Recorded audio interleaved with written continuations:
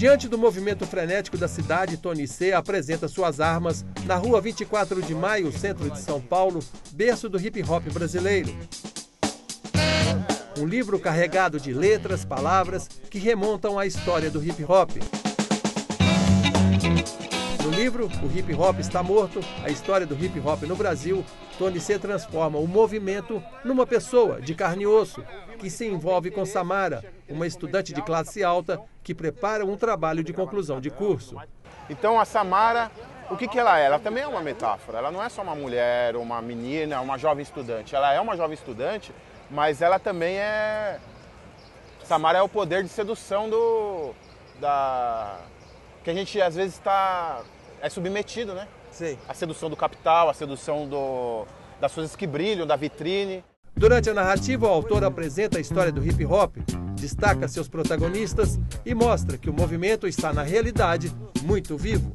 É um livro que, se você não é do hip-hop e você tiver acesso ao livro, você vai passar a conhecê-lo. E se você já é do hip-hop, você vai conhecer ainda mais. Uhum. E se é o hip-hop que está contando a própria história, é a prova de que ele está vivo. No livro, Tony C faz questão de demarcar a diferença entre ricos e pobres. A Samara, ou a família da Samara, a burguesia, são vistos como uma coisa ruim. E o hip-hop, a postura sua é essa? São ruins? São ruins, são péssimos. É a causa do mal. A causa da desigualdade, a causa dos conflitos todos que a gente vive. É essa desigualdade social que existe. Por que precisa existir uma pessoa milionária? Por que uma pessoa tem que ter 300 carros? Por que ela tem que acumular dinheiro? Quando souberem me responder isso, de repente eu acabo o meu preconceito.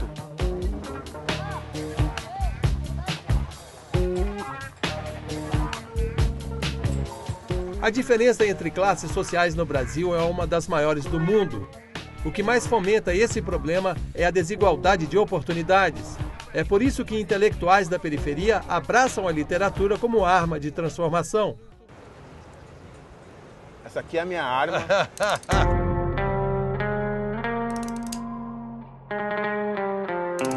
Deixa eu ver essa arma. Aqui que barato. É o livro. O livro é a arma que me levou até todas as comunidades e apresentar por muita gente brava, com esse negócio do hip hop tá morto, apresentar a nossa cultura e o cara que depois comprar o livro, ler e falar, eu entendi a ideia, realmente o negócio tá mais vivo que nunca. Se você andar com isso aqui na rua, a polícia vê de longe, pega Pois é, eu já viajei com isso aí na mala, tudo mais e tal, e... documento!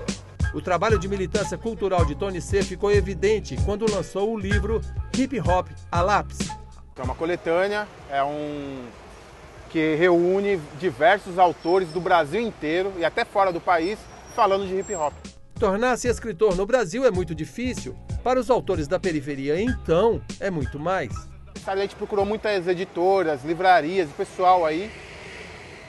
Ouvimos que isso não tem interesse, não existia interesse comercial nessa produção e foi necessário a gente criar nossa própria entidade, a Nação Hip Hop Brasil. Foi quem produziu o primeiro livro, o Hip Hop a Lápis. Depois dele veio Literatura do Oprimido, que é Hip Hop a Lápis 2. E a gente não parou mais, né? Hoje o primeiro romance de Tony C faz parte de bibliotecas de universidades nos Estados Unidos e Portugal. Lugares que eu nunca pisei. Foi o hip hop está em todos os lugares e foi uma brasileira que estava estudando com uma bolsa nos Estados Unidos, que passou a levar a nossa literatura, passou a se identificar e a apresentar. Tony C é um ativista cultural premiado que trabalha em diversas frentes.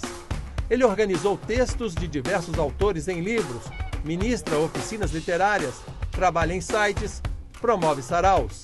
É uma das formas que nós criamos para a gente disseminar nossa cultura, nossa literatura e dizer, olha só como a gente produz também. A gente se descobrir, tirar da gaveta nossos sonhos e apresentar para as pessoas. Não ter vergonha, não ter medo de falar.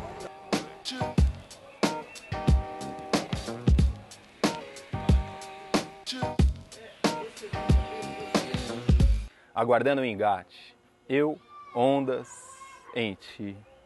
Para além do brinquedo que atiças a sós, quando virá a cascata, e verás o ímpeto, serás a ventania e a brisa, a dança e o som, a calimba e a flauta. Alan Rosa é outro escritor da periferia que enaltece a importância dos saraus. Tem saraus que estão interessados em debater, tem saraus de organização coletiva, tem saraus que lançam um livro e ficam um sarau inteiro lendo o livro. É muito legal isso. Você não lança o livro e passa batido, sabe? O autor, nascido na periferia da Zona Sul de São Paulo, é formado em História pela USP e, como professor e escritor, milita culturalmente na periferia da Zona Sul. E eu acredito na educação de sensibilidades, né? Aprendi que não é educação para o emprego, educação para o voluntarismo, educação para isso ou para aquilo. Eu acredito hoje em educação de sensibilidades. Por isso a gente organiza os cursos que a gente organiza, vinculando saber e sabor, teoria e oficina.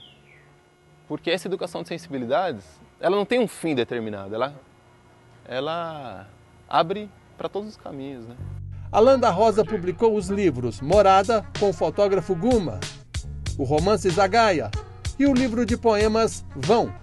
No último trabalho, A Calimba e a Flauta, versos úmidos e tesos, Alan da Rosa apresenta 24 poemas, parte deles escritos pela colega Priscila Preta. Tu faminta, embriagada, em avessos de lucidez, chamando, clamando, o que chega à majestade, pra flor elétrica, pra chana braseira, quero te sorver a pétala, até que serpenteis todo o corpo, todo. Rebuliça no lençol, trilhas agitadas de suas costas, e terás as estrelas, estrela.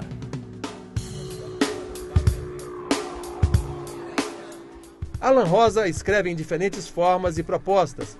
Aborda a desigualdade social na peça teatral Da Cabula. Da Cabula tem vários significados, né? A peça é de uma mulher com mais de 60 anos de idade, uma mulher negra, brasileira, que entrou na educação de jovens e adultos. O nome dela é Filomena da Cabula. Cabula foi uma religiosidade, né? Um movimento religioso de matriz banto, acontecido no Brasil no século XVI e XVII. Dizem que se encontra em alguns cantinhos por aí hoje. Cabula também é o nome de um grande quilombo em Salvador, que hoje é um dos maiores bairros de lá.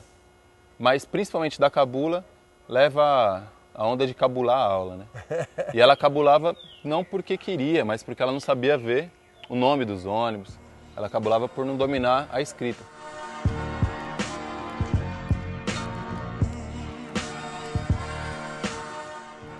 Quando as pessoas começam a se apropriar da literatura, ela começa a ter noção de cidadania.